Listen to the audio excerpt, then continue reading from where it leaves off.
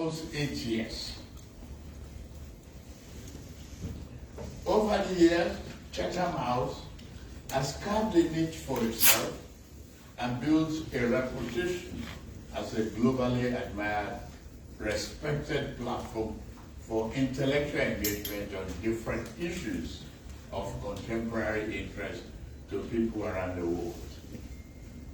Excellencies, distinguished ladies and gentlemen, it is time again for Nigeria to go to the polls to elect the next set of leaders. The national election which will take place in the first quarter of 2023 can be considered as especially significant in Nigeria's quest for democratic consolidation. The 2023 election will be taking place on the back of almost 25 years of unbroken civilian rule. That's a record.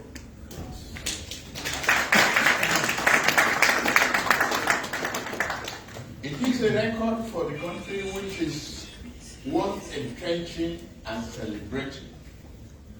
Every election, wherever it is held, is important to the people or entity directly concerned. It is also important to the global democracy community as well. Equally, there are also countries whose elections, on account of their weight and influence, carry wider implications beyond their immediate geographical boundaries. Nigeria is one of such countries. One area where the government of the All Progressive Congress, APC, distinguished itself is election management. Today, elections are more credible than ever since the return of democracy since 1999.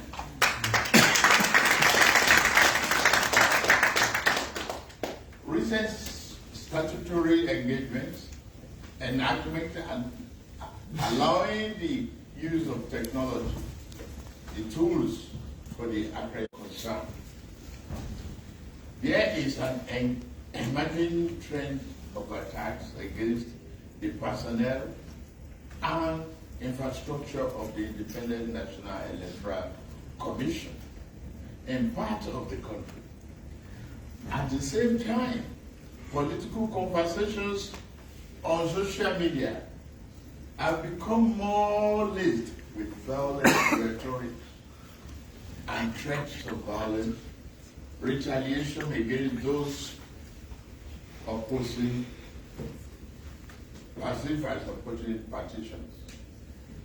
I stand firmly against all forms of electoral violence and intimidation.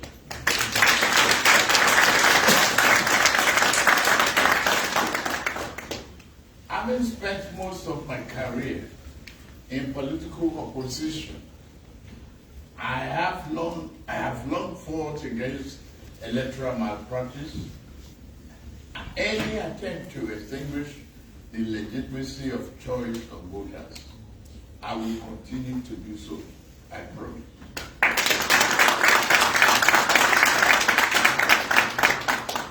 I urge all my fellow contestants in this election to do the same. Let the sovereign will of the people decide the path of our nation.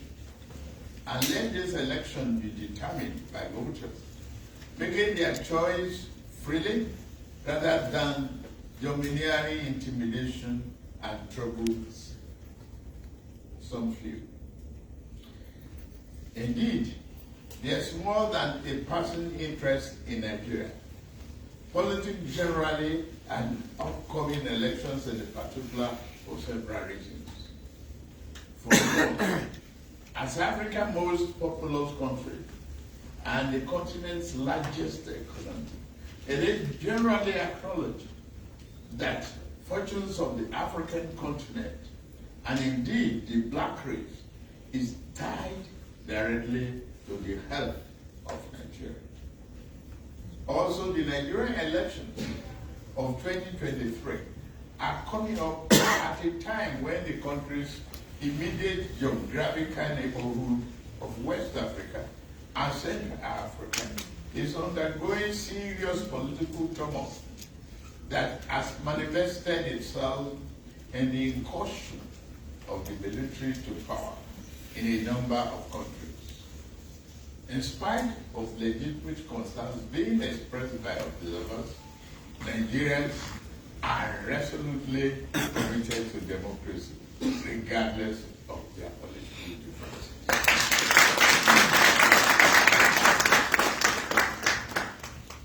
At the best of times, and with reference to its foreign policy orientation since independence in 1960, and since the end of its civil war in 1970, Nigeria has always crafted its domestic national security and economic development policies with some strategic foreign policy imperatives in mind. There is a close connection between domestic development and national security. On one hand, to prosper at home in peace and stability, Nigeria needs to uphold its national security, unity, territorial integrity, sovereign independence, and safety, as well as well-being of its people. On the other hand, to secure itself, Nigeria not only requires to build and enhance the capacity of its armed forces, but also the welfare and well-being of its citizens. Though in a commitment to the promotion of human security, the country has attempted through government and other successive governments interface national security and economic development as two sides of the same coin, focusing equally on food sufficiency and sustainable development. Nigeria shares direct land borders with 4 African countries, with whose people Nigeria also shares historical and cultural affinities. This effectively means that the relationship between Nigeria and its immediate neighbors is such that it's more than just a geographical expression.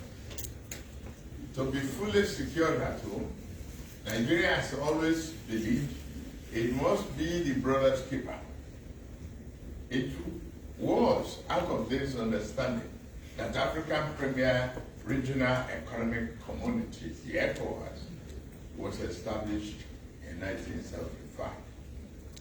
Uniquely, ECOWAS had embedded in its mandate the promotion of regional economic integration as good in its own right, and in addition understood some regional peace and security.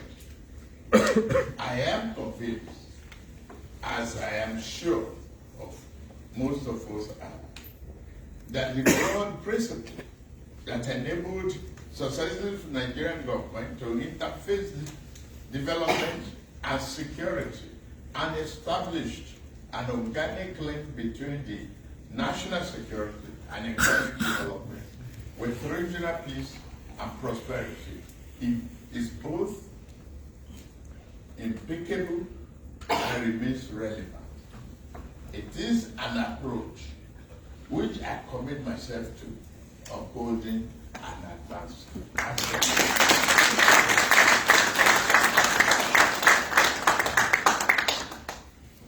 The challenges which have manifested themselves with regard to our national and regional development and security trajectories are very well known to all of us here. Radical extremist violence, terrorism, banditry, kidnapping, human trafficking, trafficking in weapons, trafficking in drugs, climate change, resource-driven conflicts, etc., etc. Mostly manifesting initially in a national problem. These challenges evolved over time into transborder and multinational challenges. As a people, we are still counting the cost of challenges which different and armed criminal groups are posing to Nigeria and regional development. We know thousands of lives have been lost and continue to be wasted. We know that various infrastructure assets built at a huge cost have been destroyed in deliberate act of reckless vandalism. We see the thousands of people who have been internally displaced at home or forced into refugee camps abroad. With farming activities disrupted, we have seen shortages of food items and food price inflation that are further undermining human security. I can go on and on in enumerating the costs that are being and are still being inflicted on mass of the people by the crisis of insecurity.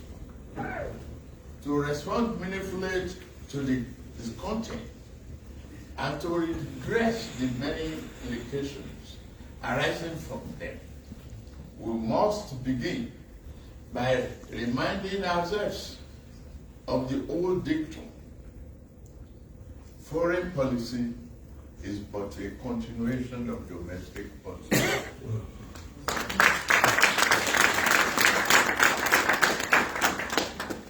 As a first step, we must recalibrate domestic policy in order to revamp the foundation on which our need to pursue human security rests.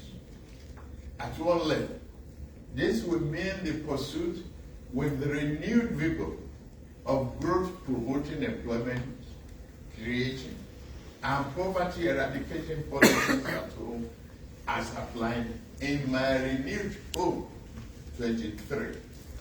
That is the action plan for a better Nigeria as adopted by my political party.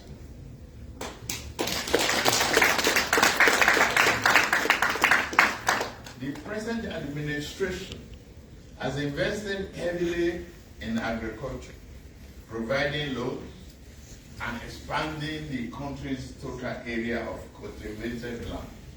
We will build on this, but our focus will be on using technology and expertise to accelerate growth and development by providing the critical infrastructure necessary to achieve the commodity transformation in the agricultural value chain. Roads, rail, access to ports, storage and infrastructure are what we require to radically transform the agricultural sector and increase its value to the nation. Provided this be the area of our focus, so that the full potential of our agro-economy can be achieved, and we can reap the benefits in jobs, improved economic opportunities, and increased prosperity.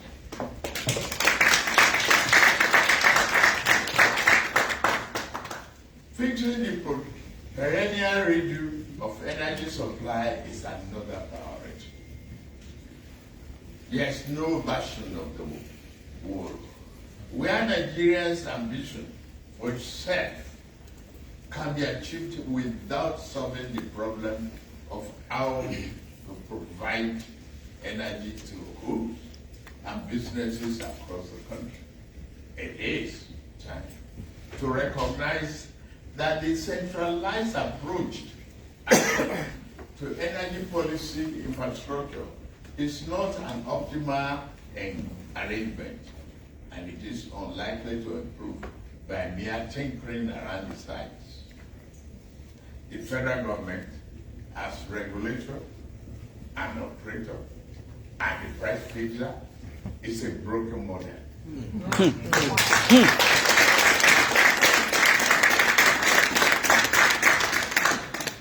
We are sure to fix this, and we are determined to do so, I promise.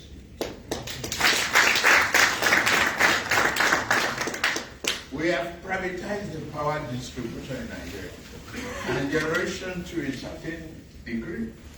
What we need to do going forward is to improve the enabling environment and further reform the legal regulatory framework to attract more private investment in the sector, as we have experienced in the telecom industry. I believe that the private sector is the engine of economic progress. It's evident and documented. However, fundamental flaws with the basic design of our national economy imperil the private sector from playing the role it ought to and adding the value it is capable of doing. In this instance, the government must act as a catalyst. We shall do this on all fronts. We will address the conflict between monetary and fiscal policies.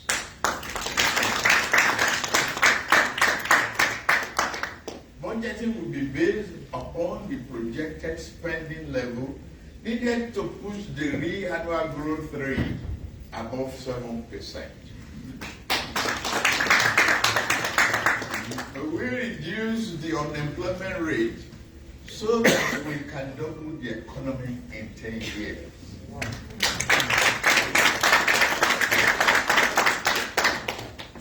At another level, we must learn to make foreign policy work better for our domestic, social, economic, and political priorities. To do so, our foreign policy apparatus will need to be renewed to take full advantage of global initiatives and processes that work for us and tally with our domestic priorities. In this instance, I applaud the outcome of the COP27 that recently ended in Egypt in acknowledging the legitimate claim of Global South on climate action, in accepting adaptation and energy transition principles, including the treatment of gas as a transition fuel. We work more on this. We will work to accelerate investments in gas production, and we are committed to enhancing domestic and global energy security.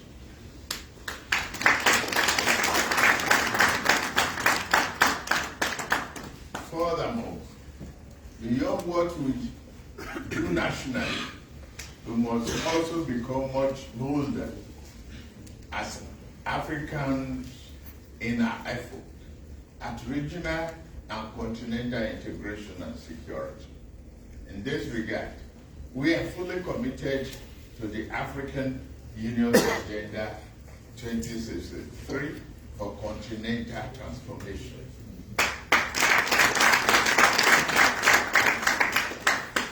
Amidst the changes taking place and the global order, the primary unity of leadership in Nigeria, and I dare say, all Africa, is how we think a vision of national development and security that is human-centered, not foreign policy that is crafted to fit the priorities of rebirth and accelerated progress. This is the task to which my colleagues and I have committed ourselves as part of a broader project of leveraging our national assets and natural endowment to nurture and to project a renewed Nigeria that will be responsible, responsive, and respected driver of prosperity and harmony in Africa and around.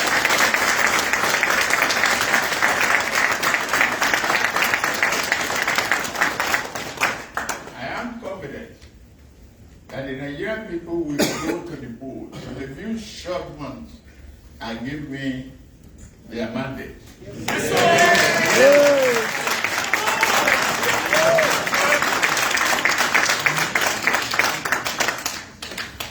I'm ready to lead and govern the country.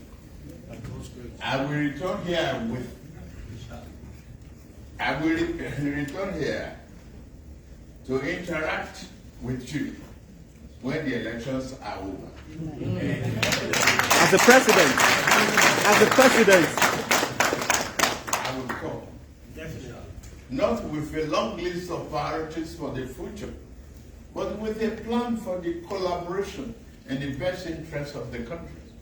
I love the country I love and dedicate myself to for a lifetime. I hope you will receive me then.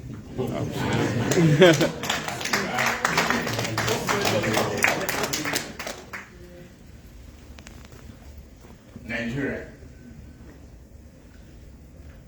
is part of a global community, ready to accelerate its growth and committed to democracy, freedom, and understanding around the world. We will stick to it. Democracy is not easy to manage, to promote. We have seen challenges around and across the world, but we are up to the task. On your mind, on your mandate we shall stand.